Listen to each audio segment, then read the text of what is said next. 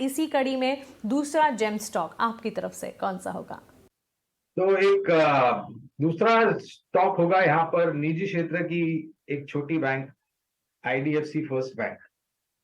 इस बैंक की करीबन 670 से ज्यादा शाखाएं हैं पूर्ण भारतवर्ष में, और एक बहुत ही बेहतरीन बदलाव इसके बैलेंस शीट पर आया, जहां पर हमने निरंतर पिछले कुछ तिमाहियों से ग्रॉस और नेट एनपीए में नीचे के तरफ के आंकड़े देखे हैं, यानी कि सुधार देखा है, और इसके आधार पर प्रोविजनिंग्स भी नीचे की तरफ आई हैं।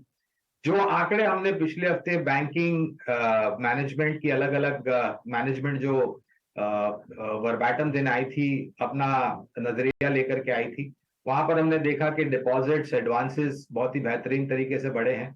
करंट अकाउंट सेविंग अकाउंट का जो रेशियो है, जिसे हम कासा रेशियो कहते हैं, वो भी बेहतरीन तरीके से बढ़ा है। आने वाले समय में ऋण की मांग यानी कि क्रेडिट डिमांड बहुत ही बेहतरीन तरीके से ऊपर जाएगी, और ऐसे वातावरण में हमें लग रहा है कि नेट इंटरेस्ट इनकम और मार्जिन पे सकारात्मक असर पड़ेगा। इनके जो कुछ दिक्कतें वाले अकाउंट्स थे या फिर जो लोन्स थे, वहां पर भी अगर आप देखने जाएं तो एक टर्न अराउंड हुआ है, और ये एक बेहतर के लिए हुआ है। और जो कारोबार को लेकर के आने वाले भविष्य में मैनेजमेंट ने टिप्पणियां की है, दूसरी तिमाही के नतीजे जो आए थे तब, तो उसके आधार पर हमें लग रहा है कि एक अच्छा मौका है आईडीएफसी फर्स्ट बैंक। और हमारा ये भी मानना है जियोजित में कि न तो सिर्फ ये तीसरी तिमाही में इस वित्तीय वर्ष के, लेकिन चौथी तिमाही में और आने वाले वित्तीय वर्ष में बैंकिंग और एनबीएफसी सेक्टर मेरे ख्याल से काफी स्पॉटलाइट में रहेगा। और यहाँ पर से हमें उम्मीद है कि आने वाले समय में एक बेहतरीन तरीके से आंकड़े आएंगे, खास करके ऐसी छोटी बैंकों में जिसमें एक बहुत बड़ा परिवर्तन हो रहा है, और उसके आधार पर आपके शेयर के दाम में भी सुधार होता हुआ नजर आएगा।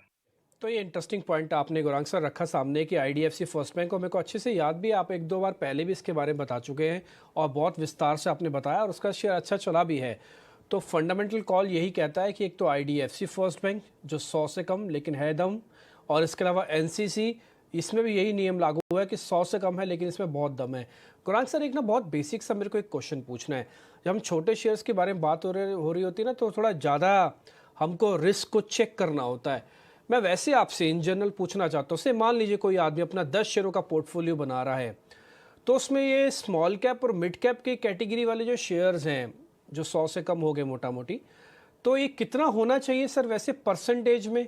2 शेयर, 3 शेयर, 4 शेयर कितने होने चाहिए? मान लीजिए 10 का मेरा पोर्टफोलियो है, 10 शेयर्स का। तो डिम्पी, ये पूरा निर्भर होता है उस निवेशक के पास जोखिम झेलने की क्षमता कितनी है। अगर आप बहुत ही ऊपर की तरफ के जोखिम झेलने की क्षमता रखते हैं, तो आप 10 में से 6 stock mid cap small cap रख सकते हैं, उसमें कोई दिक्कत नहीं।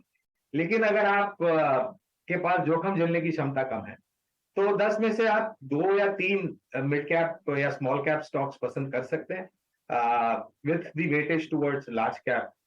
जाहिर है आपको ज्यादा वेटेज देना चाहिए। तो ये पूर्ण पूर्ण निर्भर होता है, और हर एक निवेशक का जो जोखिम झेलने की क्षमता होती है डिम्पी, वो अलग अलग होती है, उनकी उम्र अलग होती है, उनका जो लक्ष्य होता है वो अलग होता है। Risk taking capabilities, like I said, time horizon, समय सीमा अलग होती है। तो ये भिन्न विभिन्न निवेशक के ऊपर निर्भर होता है। लेकिन हाँ, अगर आपके पास जोखिम झेलने की क्षमता कम है, और अगर आपको 10 में से कुछ स्टॉक्स मिड कैप या स्मॉल कैप यूनिवर्स में से रखने हैं, तो मेरे ख्याल से 2, 3 या 4 तक भी आप जा सकते हैं। तो ये